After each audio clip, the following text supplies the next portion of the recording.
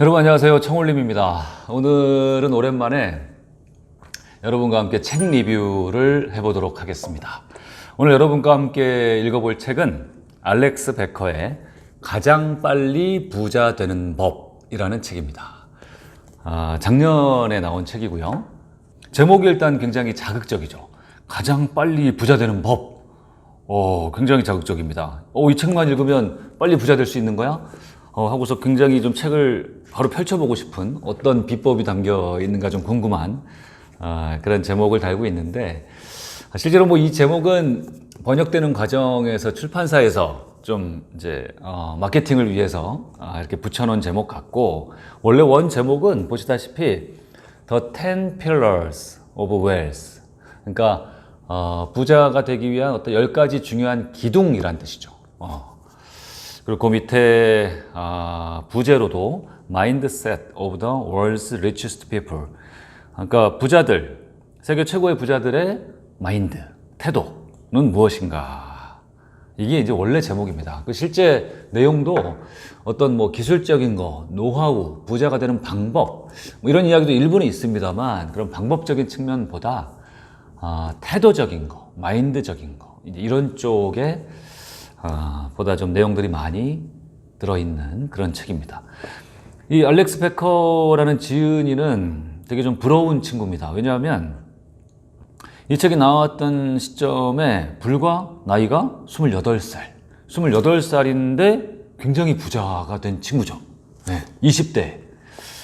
그 비결은 이제 이른 나이에 인터넷 사업을 시작했고, 그리고 그 인터넷 사업이 굉장히 잘 된 겁니다. 그래서 28살 나이에 사업체 2개를 운영하면서 매달 수십만 달러, 매달 수억 원을 벌고 있다는 얘기죠. 굉장히 부럽습니다. 그죠? 우리도 이 책을 읽어보면서 이 알렉스 베커라는 사람이 빨리 부자가 될 수 있었던 비결, 그런 마인드, 이런 걸 한번 같이 살펴보도록 하겠고, 좋은 내용들이 많습니다. 이 목차니까 한번 10가지에 대해서 간단히 소개를 해드리면요. 첫째, 부자는 천천히 벌 생각이 없다. 빨리 돈 벌 생각을 해야 된다. 마인드를 바꾸란 얘기입니다. 관점을 바꿔라. 둘째, 부자는 돈과 시간을 분리한다. 뭐냐면 돈만 벌어서는 부자가 진짜 진정한 부자가 될 수 없다. 시간 부자가 돼야 된다. 근데 시간이 여유 있게 좀 해야, 뭐 이런 개념보다도 내가 갖고 있는, 나라는 사람 한 사람이 갖고 있는 시간은 한정적이니 어떤 다른 사람의 시간을 활용한다든지 이런 레버리지를 잘 활용하라는 그런 얘기고요. 세 번째는 부자는 자존감이 높다. 자신감이 있다라는 얘기고, 네 번째, 부자는 주도권을 잡는다. 주도권. 그러니까 남에게 책임을 미루지 않고 모든 것이 내 책임이고 어떤 일을 해도 주인 정신을 갖고 임한다. 그런 거고요. 다섯 번째, 부자는 항상 여유롭다. 쫓기지 않는다라는 겁니다. 오히려 여유롭게 생각하고, 생각이 중요하죠. 여유롭게 행동함으로써 오히려 더 부를 얻는다. 이런 거고. 여섯 번째, 부자는 현재에 집중한다. 일곱 번째, 부자는 목표하고 계획한다. 무슨 의미인지 아시겠고요. 여덟 번째, 부자는 돈 버는 행동만 한다. 그러니까 바로 본론으로 들어간다는 얘기입니다. 아홉 번째, 부자는 사람 상대를 잘한다. 당연한 얘기일 거고요. 열 번째, 부자는 친구와 멘토가 있다. 이렇게 이제 10가지 챕터를 나눠서 빨리 부자가 되기 위해서는 뭐 이런 생각을 가져야 된다. 이렇게 나눠서 이야기를 하는데, 청울림 TV에서는 이 모든 내용을 다 소개시켜서는 빨리 부자가 되기 어렵다고 생각하고요. 핵심적인 내용을 4가지만 뽑아서 여러분께 소개시켜 드릴 겁니다. 첫 번째 챕터인 부자는 천천히 벌 생각이 없다. 그 다음에 부자는 주도권을 쥐고 일한다. 이 2가지 챕터를 오늘 우리가 같이 리뷰를 해볼 거고요. 그 다음 시간에는 부자는 현재에 집중한다. 이 굉장히 중요한 내용이거든요. 요거를 다음 시간에 좀 알아볼 것이고, 그 다음에 세 번째 시간에 어떤 사람과 가까이 할 것인가, 누구를 사귀어야 되고 지금 내가 누구를 만나야 되는가, 어떤 사람을 만나야 내가 좀 더 빨리 부자가 될 수 있는가, 이런 어떤 인적 네트워크, 인맥 관리, 이런 내용에 대해서 세 번째 시간에 함께 알아보도록 하겠습니다. 해서 제가 주로 리뷰를 하는 방식이 있죠. 제가 발췌해서 좋은 대목을 발췌해서 여러분께 읽어드리고 그 다음에 거기에 대해서 제가 중간중간 저의 해석도 좀 곁들여드리고 그렇게 하는 방향으로 리뷰를 해보겠습니다. 자, 먼저 첫 번째 내용인 부자는 천천히 돈 벌 생각이 없다. 너무나 좋은 생각입니다. 그죠? 누구나 이왕 부자가 되는 거 많은 시간을 들이면서 천천히 돈을 벌려는 것보다는 가급적이면 빨리 부자가 돼서 빨리 누리고 자유를 누리고 살고 싶어 할 거라고 생각이 듭니다.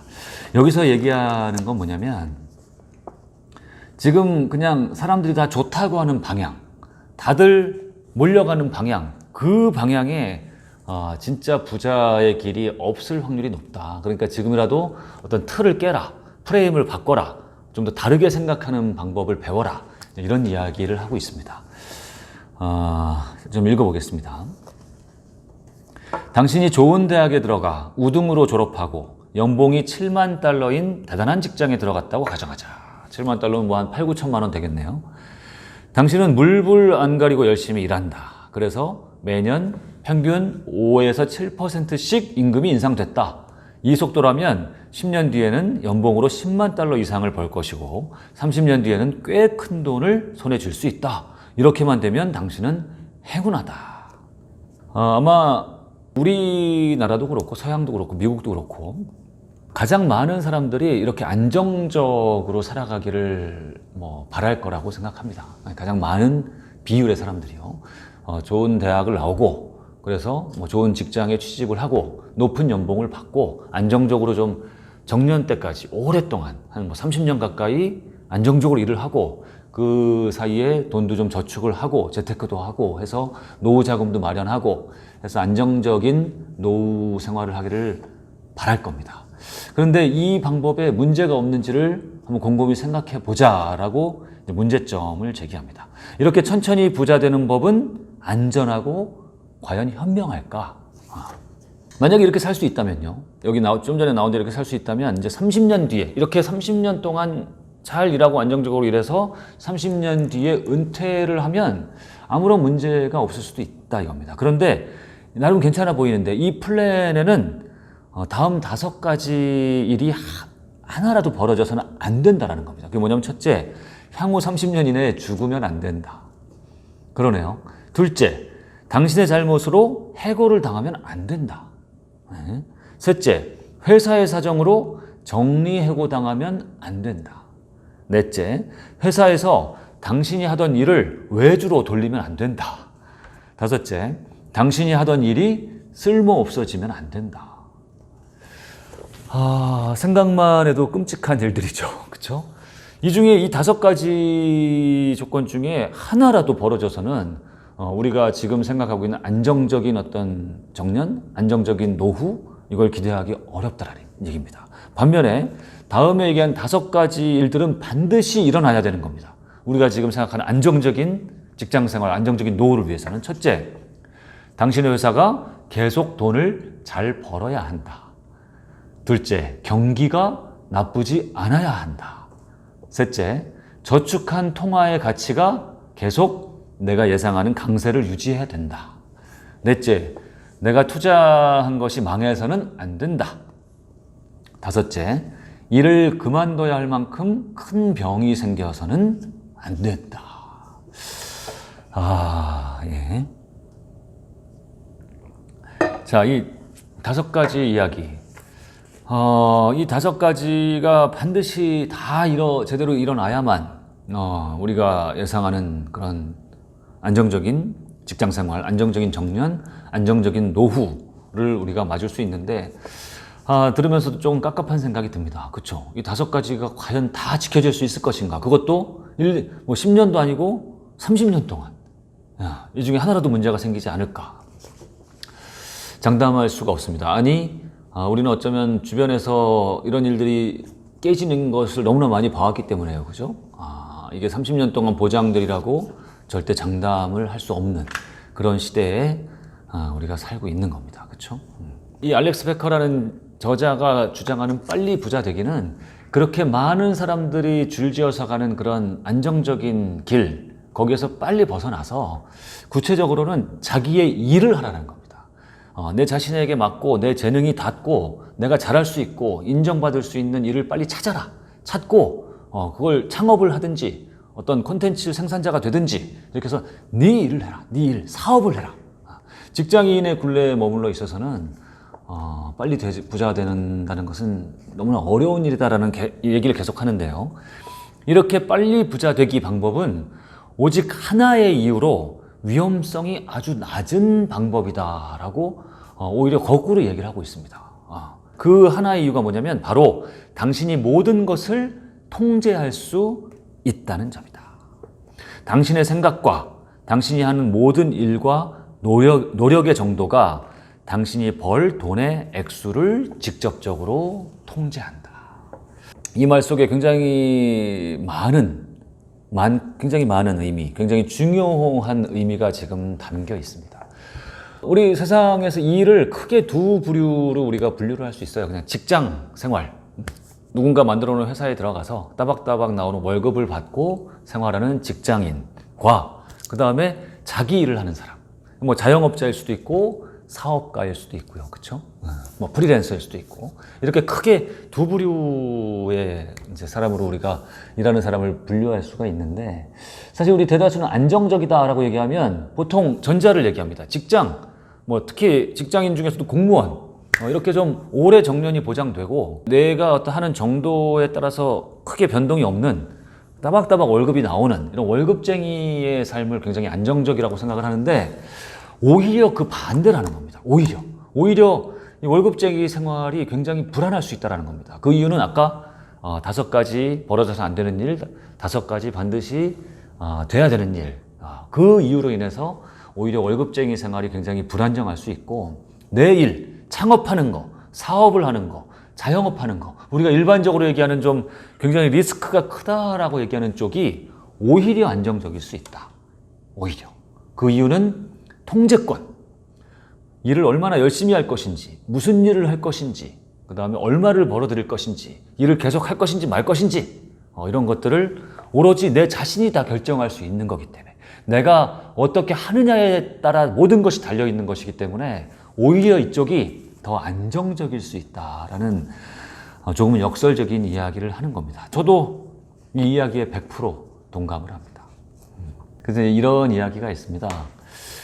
우리는 누구나 자유로운 삶을 살기 위해서 노력을 하죠. 누구나 자유를 얻기 위해서 돈을 벌고 뭐 나가기 싫은 직장에도 다니고 하기 어려운 사업도 하고 창업도 하고 하는 건데요. 진짜 자유를 얻기 위해서는 먼저 자유를 포기해야 된다. 이런 말이 있는 거죠. 그렇죠? 처음부터 자유로운 삶을 살아서는 처음부터 내가 살고 싶은 대로 살아서 내가 어떤 의무를 먼저 하지 않고 내가 권리만 먼저 주장해서는 진짜 권리가 많은 삶을 살 수가 없는 겁니다. 그렇죠? 이 말이 의미하는 것처럼 여러분도 아시겠지만요. 진짜 안정적인 삶을 살기 위해서는 나중에 그러기 위해서는 가장 먼저 해야 될 거는 어쩌면 지금의 안정을 내가 포기해야 되는 게 먼저일 수 있다는 겁니다. 너무 안정적인 것만 찾아서는 절대로 내가 원하는 진짜 안정적인 삶을 내가 영위할 수가 없다 해서 이 모든 책에서 저자들이 가장 강조하는 게 뭐 책 표지나 서문이나 이 앞쪽에 대부분 나와 있지 않습니까? 그죠? 근데 이 프롤로그가 시작되기 전에 이 저자가 이쪽에 써놓은 글이 있는데 이게 아마 이 책의 저자가 가장 강조하고 싶었던 말인 것 같아요. 뭐라고 여기 써놨냐면 부자가 되기 위해 꼭 벗어야 할 족쇄가 있다. 근데 그게 2가지라는 겁니다.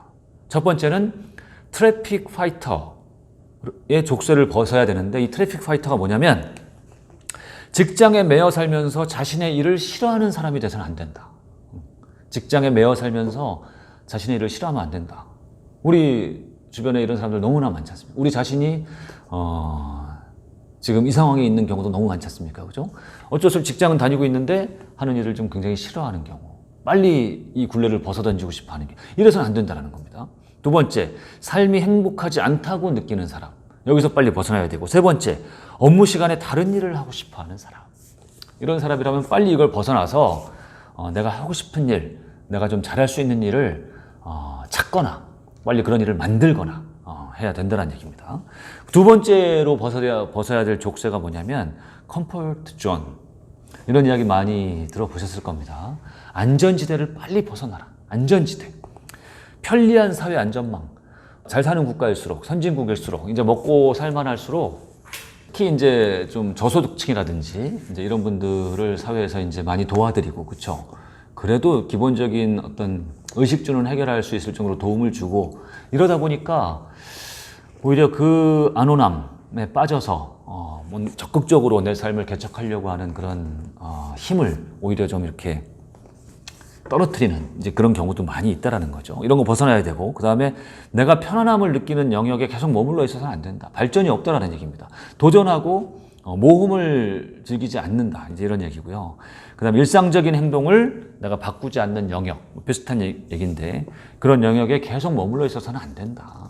그러면 발전이 없고 절대 빨리 부자가 될 수 없고 이 방법이 가장 천천히 부자가 되는 방법이다.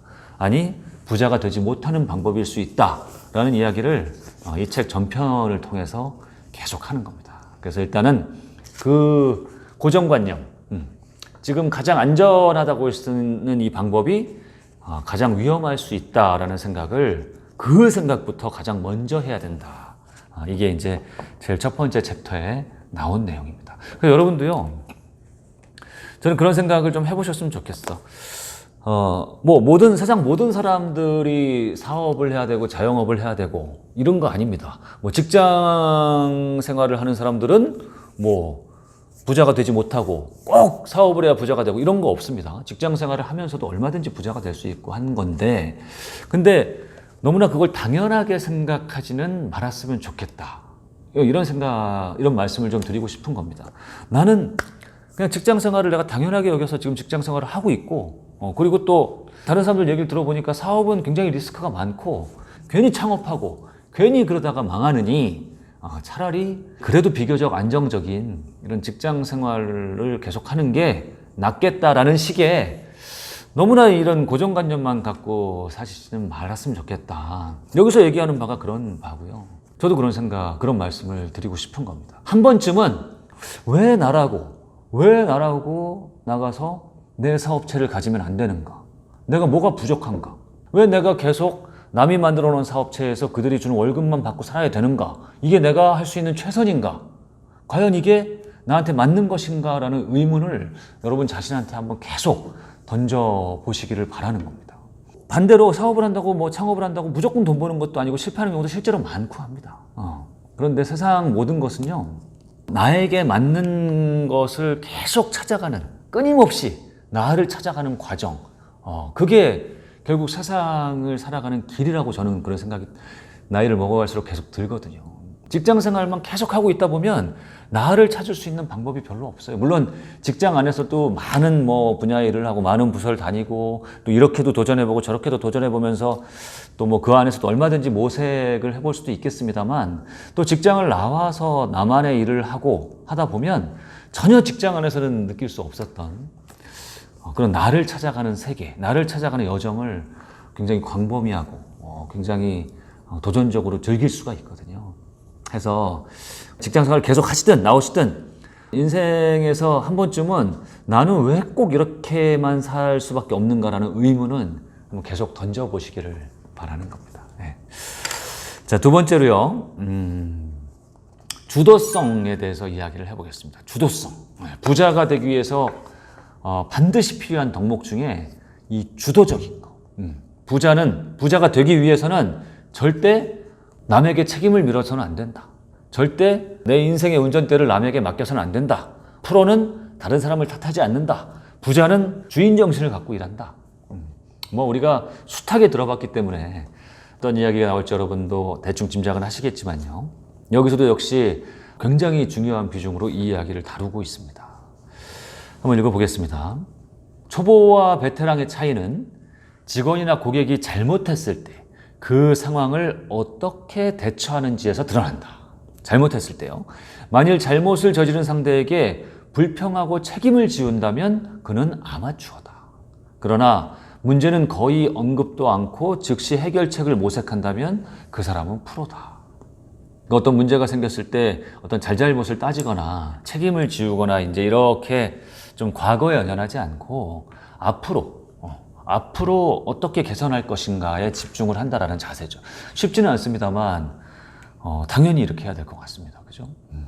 내가 처음부터 사업 전체의 모든 책임을 떠안았다면 그 직원이 문제를 일으키기 전에 나는 어떻게 예방했을까? 아마 이렇게 했을 것이다. 그 직원이 사용하는 프로그램이나 소프트웨어가 제대로 작동하는지 확인한다. 그 직원이 사용하는 시스템을 일주일에 한번 점검한다. 그 직원이 매일 하는 업무를 확인한다. 그 직원의 업무 태만을 눈치챘을 때 바로 해고한다. 이게 무슨 말이냐면 모든 것이 내 책임이다. 모든 것이 나에게 달렸다. 내가 주인이다라는 생각을 갖고 있는 사람은 어찌됐든 계속 관심을 갖고 계속 정성을 들이고 계속 그 안에 들여다보고 있다는 얘기입니다. 그렇게 해서 모든 과정 그 프로세스를 내가 다 꿰차고 있으면 문제가 생길 일이 없다라는 얘기입니다. 그리고 문제가 생길 때도 결국은 내가 관여하지 않았기 때문에, 내가 정성을 기울이지 않았기 때문에 문제가 생긴 것이다 하고서 나 스스로에게 책임을 지울 수 있다라는 얘기죠. 나 스스로에게 책임을 지워야 또 개선할 수 있고 발전할 수 있다. 이제 이런 얘기를 하는 거죠. 이 사람은 이제 주로 IT, 인터넷 사업, 소프트웨어 사업을 했기 때문에 주로 이제 그쪽 이야기를 하는데요. 이제 나는 새 소프트웨어를 내놓을 때 호스트나 개발자를 탓하지 않는다. 모든 책임을 나에게 돌린다. 그래서 기분이 나쁠 정도로 꼼꼼하게 잘못될 가능성이 있는 모든 것을 점검한다. 덕분에 나는 성공을 통제한다. 내 성공은 개발자들의 손에 달려있지 않다. 내가 그들이 하는 일을 거듭해서 계속 점검하기 때문이다. 그리고 그 일들이 기대에 부응하지 못하면 내 기준을 만족시킬 다른 개발자를 찾는다. 문제가 발생하면 소프트웨어의 탓도 호스트의 탓도 아니다. 나는 사전에 소프트웨어와 호스트를 아주 철저하게 점검한다. 오직 그것들이 내 기준에 부합할 때, 완벽할 때에만 일을 진행한다. 모든 책임을 떠안자 나는 벌어질 수 있는 모든 문제의 90%를 예방할 수 있었다. 특히 큰 문제의 경우는 99% 예방할 수 있었다.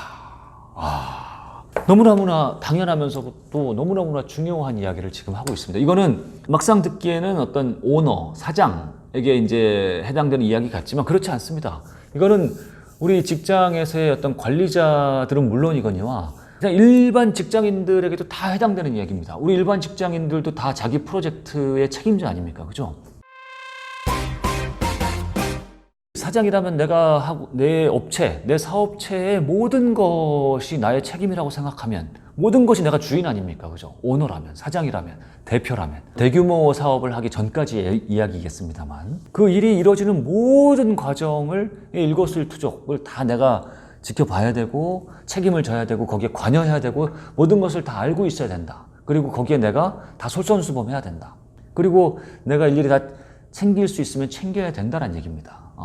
내가 할 수 있는 모든 것을 다 할 때, 그럴 때 이 사업, 이 일이 잘 돌아갈 수밖에 없다. 그리고 만약에 잘 돌아가지 않고 문제가 생기더라도 그것은 나의 책임이기 때문에 내가 얼마든지 수정하고 개선할 수 있다. 문제가 될 게 없다라는 이야기를 하는 겁니다.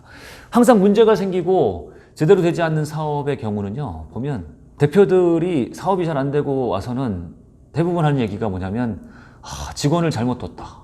직원을 잘못 뽑아가지고 엉망이었다. 내지는 아이템을 잘못 잡았다.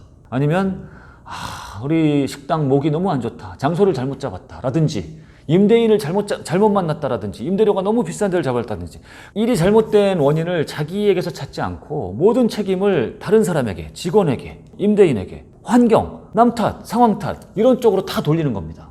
일이 제대로 되지 않은 사람 치고 이렇게 남 탓, 상황 탓을 하지 않는 사람을 본 적이 없습니다. 그러나 뭔가 지금은 일시적으로 좀 잘못됐더라도 그걸 추스리고 다음 단계로 나아가고 좀 발전하고 그 다음에는 잘하는 사람, 숭숭장구하면서 잘 나가는 사람들을 보면요, 예외가 없이 어떤 문제가 생기거나 뭔가가 잘못되면 남 탓을 하지 않습니다.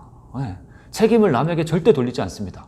이번에 좀 내가 매출이 안 좋았는데 이거는 가만 생각해 보니까 이거는 내가 직원 관리에 좀 소홀했다든지 내가 매출 관리에 소홀했다든지 내가 좀 아이디어를 좀 잘 못 냈다든지 자리를 못 지켰다든지 이런 식으로 항상 자기에게 책임을 돌리는 경우가 많다라는 거죠.